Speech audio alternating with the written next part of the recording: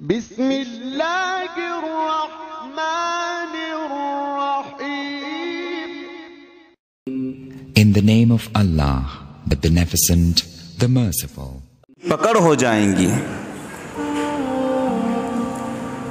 ایک موقع پر حضرات صحابہ اکرام سفر میں تھے، راستے میں کھڑے ہو گئے. حضور پاک علیہ السلام نے کہا یہ راستے میں کھڑے ہو گئے اور یہ گزرگاہ ہیں، لوگوں کی آنے جانے کی جگہ ہیں، لیکن میرے صحابہ راستے میں ٹھہر گئے ہیں. تو بات کو سن لو، اگر تمہارے ٹھہرنے سے آنے جانے والوں کو تکلیف ہوں گی تو تمہیں جہاد کا ثواب نہیں ملے گا. اندازہ کرو کہ راستے کے کتنے آداب شریعت نے بتلائے ہیں.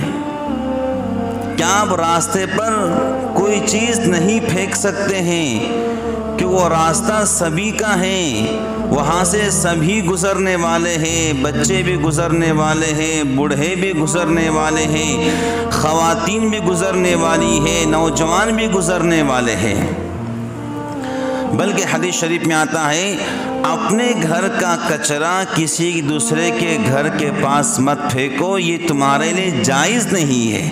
گویا تم کچرا پھینک کر اللہ کے بندوں کو تکلیف پہنچا رہے ہو، اور شریعت نے تکلیف پہنچانے سے منع کر دیا ہے. اگر تمہارے چھلکے سے کوئی نہیں پھسلا لیکن پھر بھی تم نے راستوں میں چھلکا پھینک کر راستہ خراب کیے ہیں، آخرت کے اندر اللہ کے پاس حساب دینا پڑے گا، اور شریعت میں لکھا ہے وہ بندہ گنہگار ہوگا. اللہ تعالی ہم سب کو محفوظ فرمائے. تو یہ بات سمجھ لو، یہ جو جمعہ کے بیانات ہیں یہ ہم سب کے لیے ہیں، بولنے والے کے لیے بھی ہے، سننے والے کے لیے بھی ہے. کمیاں بہت ہے بولنے والے کے اندر، کمیاں بہت ہے سننے والوں کے اندر. اللہ دونوں کو عمل کی توفیق عطا فرمائے. ہم اور آپ اپنے اپنے گھروں کے اندر رہتے ہیں، ٹھیک ہے، تو گھر کے بہت سارے سامان ایسے ہوتے ہیں جو ایک ہی جگہ متعین ہوتے ہیں. صابن ایک جگہ متعین ہے، تولیہ ایک جگہ متعین ہے، پانی کا رنجن ایک جگہ متعین ہے. لیکن اگر ہم نے جو تولیہ رکھنے کی جگہ ہے اگر اس کو بدل کے رکھ دیے، بیوی تلاش کر رہی ہے، پریشان ہو رہی ہے، تو میاں آپ گنہگار بن جاؤ گے. بھائی ہم نے اپنی ذات سے کسی کو تکلیف نہیں پہنچانا ہے، یہ کوشش کرنا ہے کہ میرے ذات سے تکلیف میری بیوی کو نہ پہنچے.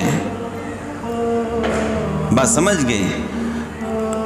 حضرت ڈاکٹر عبدالحی عارفی رحمۃ اللہ علیہ فرمایا کرتے تھے کہ ان کی اہلیہ کہتی ہے، ڈاکٹر عبدالحی عارفی رحمۃ اللہ علیہ بہت بڑے بزرگ گزرے ہیں پڑوس ملک کے. ان کی اہلیہ کہا کرتی تھی میں نے اپنے میاں کے ساتھ زندگی کے 55 سال گزارے ہیں، لیکن ان 55 سال کے اندر کبھی میرے میاں نے مجھ سے یہ نہیں کہا کہ مجھے پانی پلاؤ. اپنا کام اپنے ہاتھ سے کرتے تھے، بلکہ ان 55 سال کے اندر کبھی میرے میاں نے مزاج کو بگاڑ کر مجھ سے بات نہیں کی، یعنی غصے کے حالت کے اندر مجھ سے کبھی بات نہیں کی. یہ کب ہوتا ہے؟ جب بندہ دوسروں کا خیال رکھنا شروع کر دیتا ہے کہ نہیں بھائی میری اپنی بیوی ہے، میں اسے کیوں تکلیف دوں، بیوی سمجھے میرا اپنا شوہر ہے، میں اسے کیوں تکلیف دوں. جب ہر بندہ یہ سمجھتا ہے کہ میں اپنے ذات سے کسی کو تکلیف نہیں پہنچاؤں گا تو پھر اللہ تعالیٰ بھی اس بندے کو باکمال بنا دیتے ہیں. خیر الناس من ينفع الناس، اللہ کے نبی نے کہا میری امت میں سب سے بہترین انسان وہ ہے جو میری امت کے لیے نفع بخش ثابت ہو. میری امت کے اندر سب سے بہترین شخص وہ ہے جو میری امت کو فائدہ پہنچائے، اپنے ذات سے کسی کو نقصان نہ پہنچائے.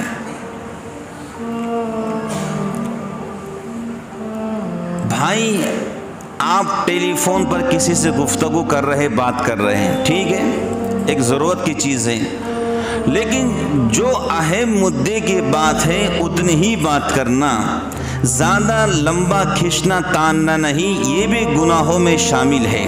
ہو سکتا ہے سامنے والا بندہ مصروف ہو، اپنے کام کے اندر ہو، اس کا شیڈول بزی ہو، وہ کچھ پڑھ رہا ہو، کچھ لکھ رہا ہو، کچھ آفس کے کام کر رہا ہو، جو مدعے کی بات ہے اتنی بات کرے، بات کو ختم کر دے۔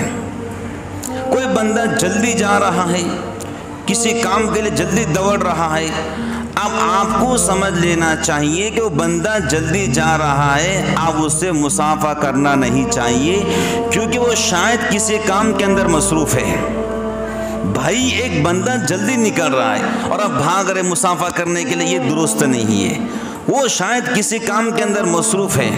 بات سمجھ گئے؟ یہ شریعت ہے اور یہ اسلام ہے، صرف نماز روزوں کا نام اسلام نہیں ہے۔ اسلام تو بہت ساری باریک باریک باتیں ہمیں بتلاتا ہے۔ بات سمجھ گئے؟ اور سب سے اہم بات یہ ہے، کسی کے گھر جاؤ تو سلام کر کے جاؤ، اجازت لے کر جاؤ۔ یہ شریعت نے 2 رکوع مکمل اجازت کے تعلق سے نازل کیے ہیں۔ سورہ نور کے اندر، سورہ حجرات کے اندر اللہ تعالیٰ نے معاشرت کو بیان کیا ہے۔ بھائی آپ کسی کے گھر جا رہے، کسی کے آفس جا رہے، سلام کرو، اجازت لے کر اندر جاؤ، یہ قرآن کہہ رہا ہے۔ یہ اللہ کریم قرآن کے ذریعے اپنے بندوں کو میسج پہنچا رہے ہیں کہ تم نے کسی کے گھر جانا ہے تو سلام کرنا ہے، اجازت لینا ہے۔ ایک صحابی نے کہا حضور میں اور میری ماں 2 ہی گھر کے اندر رہتے ہیں، کیا اجازت لینا ضروری ہے؟ بھائی میں اور میری والدہ دونوں ہی گھر کے اندر رہتے ہیں، کیا ماں سے پوچھنا ضروری ہے؟